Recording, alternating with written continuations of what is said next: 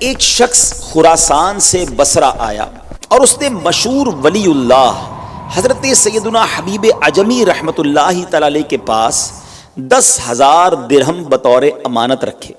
کہا آپ میرے لیے بصرہ میں ایک گھر خرید لیں تاکہ جب میں مکہ مکرمہ سے واپس آؤں تو پھر اپنے اسی گھر میں رہوں.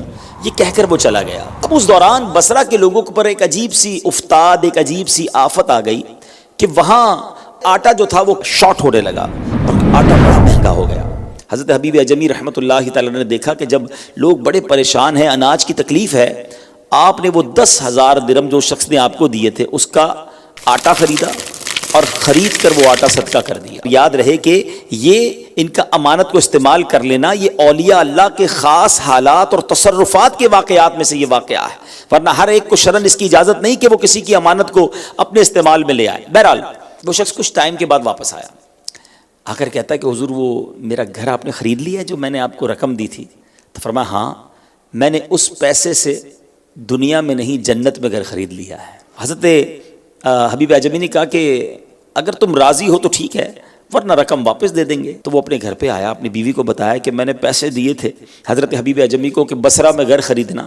وہ کہتے ہیں اس کے گھر ان پیسوں کے بدلے جنت میں گھر خریدا ہے جس میں نہریں بھی ہیں، باغات بھی ہیں. اعتراض نہ کیا، لڑائی نہ کی کہ تمہارے پیسے کسی اور جگہ لگا دیے، تم نے تو کہا تھا گھر بنائیں گے.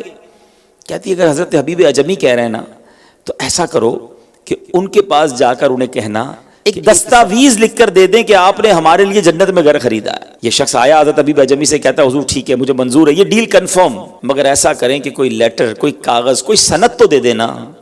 حضرت حبیب عجمی رحمت اللہ تعالی نے سند لکھی. اس میں کیا لکھا تھا؟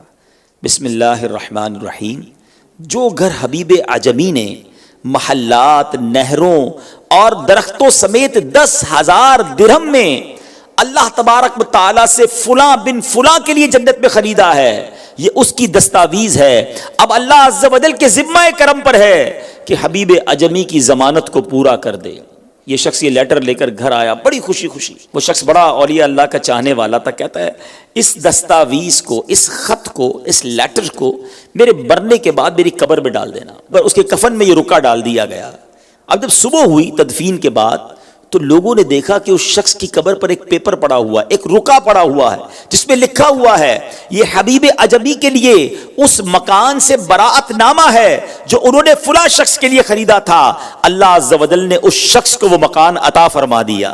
لوگ وہ پیپر لے کر حضرت حبیب عجمی کے پاس آئے کہ حضور قبر پر یہ لیٹر لکھا ہوا ہمیں ملا ہے. اللہ اکبر. حضرت حبیب عجمی نے وہ مکتوب لیا، خوب روئے، خوب آنسو بہائے اور فرماتے اللہ تعالیٰ کی طرف سے یہ میرے لیے بھی تو براءت نامہ ہے کہ رب نے میری کہے کی لاج رکھ لی. اے میرے میٹھے اسلامی بھائیوں، کیا سیکھنے کو ملا؟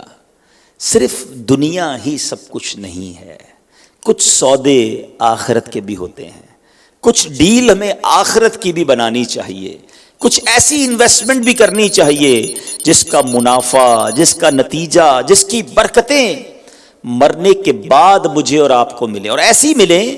ہمیں یاد ہے نا، ہم نے سنا ہے نا کہ مرنے کے بعد تو کوئی کام نہیں آئے گا. میرا اور آپ کا بینک بیلنس، میرے اور آپ کے پیسے، میرے اور آپ کی پراپرٹیز، میری اور آپ کی تمام چیزیں وہ یہی رہ جانی ہیں.